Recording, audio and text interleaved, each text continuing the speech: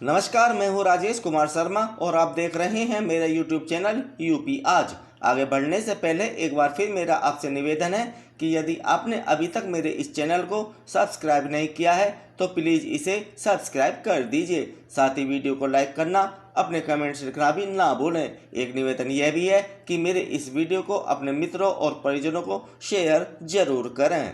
उत्तर प्रदेश में पिछले कई चुनाव, चाहे वे लोकसभा के हों अथवा फिर विधानसभा के अथवा नगर निकाय चुनाव, सभी में राष्ट्रीय लोकदल ने समाजवादी पार्टी के साथ मिलकर चुनाव लड़े हैं। समाजवादी पार्टी के साथ चुनाव लड़कर राष्ट्रीय लोकदल अपना राजनीतिक वजूद भी बनाए हुए है, क्योंकि पिछले कई चुनावों का आकलन करें तो राष्ट्रीय लोकदल के बड़े बड़े नेता, चाहे वे चौधरी अजीत सिंह रहे हों अथवा जयंत चौधरी, सभी को हार का सामना करना पड़ा था।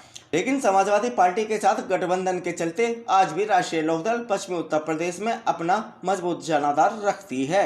लेकिन राष्ट्रीय लोकदल अपनी आदत से मजबूर है। वह लंबे समय तक एक पार्टी के साथ कभी गठबंधन में रही नहीं है। उसने समय समय पर अपने राजनीतिक फायदे के लिए कभी कांग्रेस तो कभी भाजपा तो कभी समाजवादी पार्टी के साथ हाथ मिलाया है।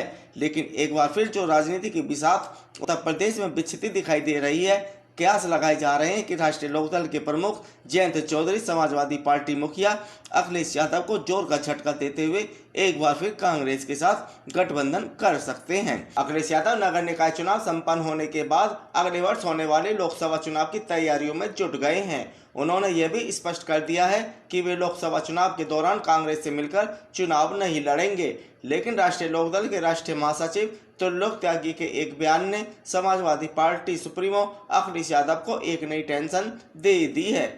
त्रिलोक त्यागी के इस हालिया बयान का अवलोकन किया जाए तो निष्कर्ष निकलता है कि इस बार लोकसभा चुनाव में रालोद सपा के साथ साथ कांग्रेस का भी साथ चाहता है। रालोद के वरिष्ठ नेता त्रिलोक त्यागी के इस बयान के बाद समाजवादी पार्टी के खेमे में बेचैनी है। राजनीतिक मजबूरी के चलते समाजवादी पार्टी किसी भी कीमत पर कांग्रेस के साथ गठबंधन करके प्रदेश में लोकसभा चुनाव लड़ना नहीं चाहती है।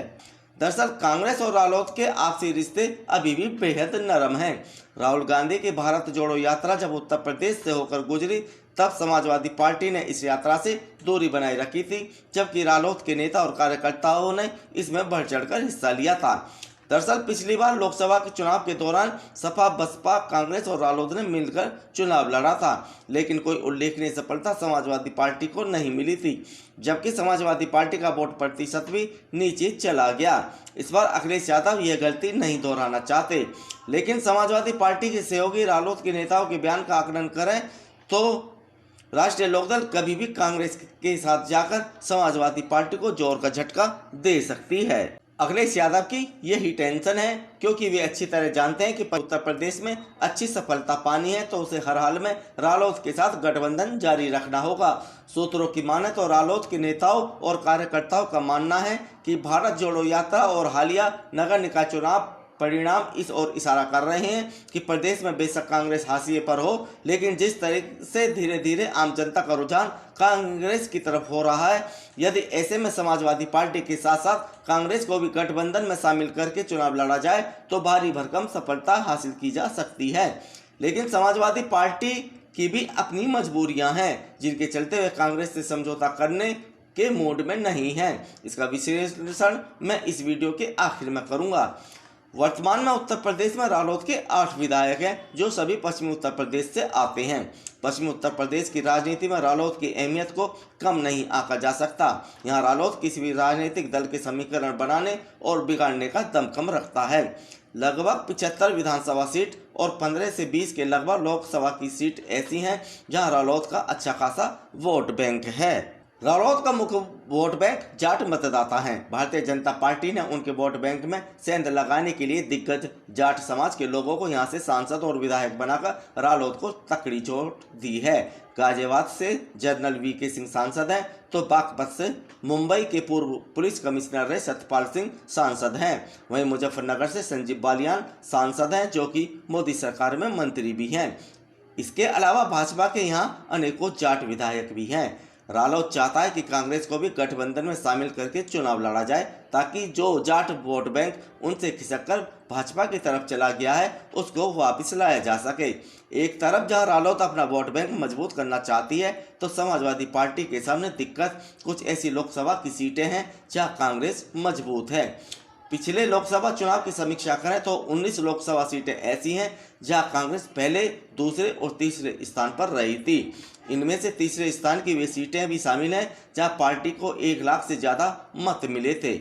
मान लेते हैं कि कांग्रेस भी रालोद सपा के साथ आ जाए, तो ऐसी स्थिति में कांग्रेस यहां 1 दर्जन से ज़्यादा सीटों पर अपनी दावेदारी पेश करेगी और पेच यहीं फंसेगा, क्योंकि इन 19 लोकसभा सीटों में से अधिकांश पर समाजवादी पार्टी की भी बेहद मजबूत स्थिति है। समाजवादी पार्टी 2-3 सीटों से ज़्यादा कांग्रेस को देने को तैयार नहीं होगी और कांग्रेस को भी लगभग यह नामंजूर होगा।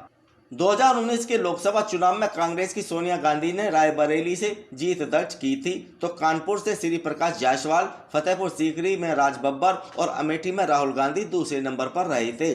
जबकि गाजियाबाद, उन्नाव, लखनऊ, वाराणसी, सहारनपुर, अकबरपुर, बाराबंकी, दोहरा, हमीरपुर, कुशीनगर और संत कबीर नगर में कांग्रेस तीसरे स्थान पर थी। आपको बता दें कि तीसरे नंबर पर रहने के बावजूद कांग्रेस को 1 लाख से ज़्यादा वोट मिले थे।